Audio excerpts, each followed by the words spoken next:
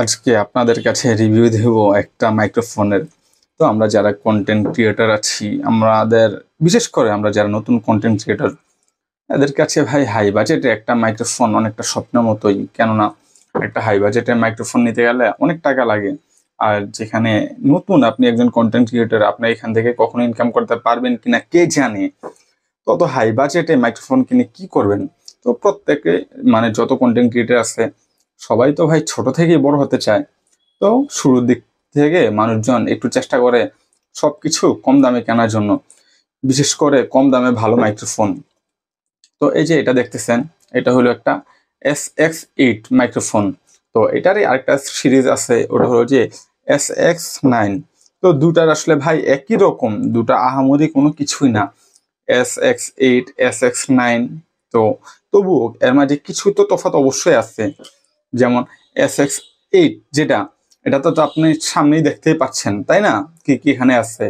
এই যে এটা যেমন এরকম মাইক্রোফোন থাকবে দুইটা, আর ট্রান্সমিটার একটা, আর এরকম একটা কেবল থাকে টাইপ সি।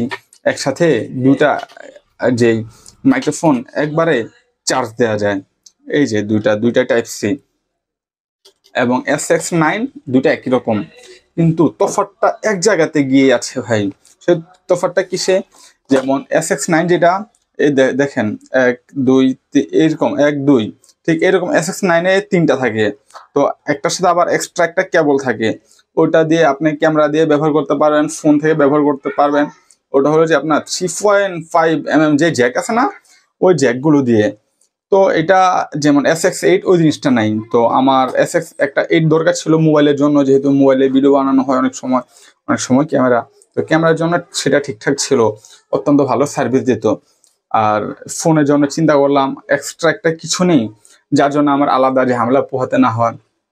তো আমি কি করলাম, সব বিবেচনা করে একটা SX8 এটা নিয়েছিলাম মাত্র 1150 টাকা দিয়ে। আমি জানি না অন্যান্য এলাকায় কত টাকা দাম, পাড়া মহল্লা বুঝে অনেক এলাকায় কম বেশি হতে পারে দামটা।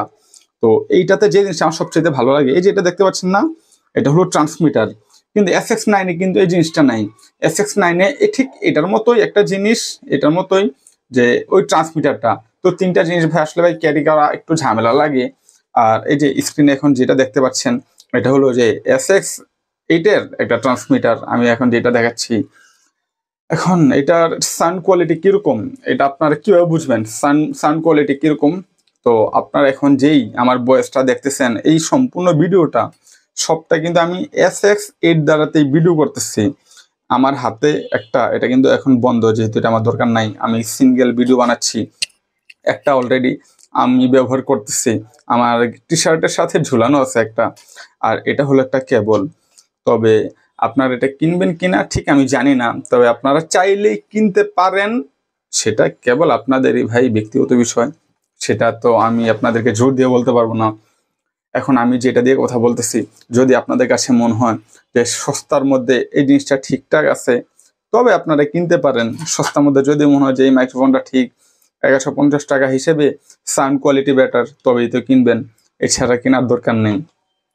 তবে আমার কাছে মনে হয় দাম কম হিসেবে মান যথেষ্ট ভালো। আর বাকিটা আপনাদের বিবেচনার বিষয়, এটার সাথে তেমন কোনো কিছুই কিন্তু আপনি পাবেন না। এই যে এটা একটা আমি একটু দেখাচ্ছি, এই জায়গাটায় থাকে ট্রান্সমিটার। আর এরকম দুইটা বলা যায় যে কৈতরের খোপ, মুরগির খোপ আছে, যেগুলোর মধ্যে এগুলো থাকে এরকম ভাবে।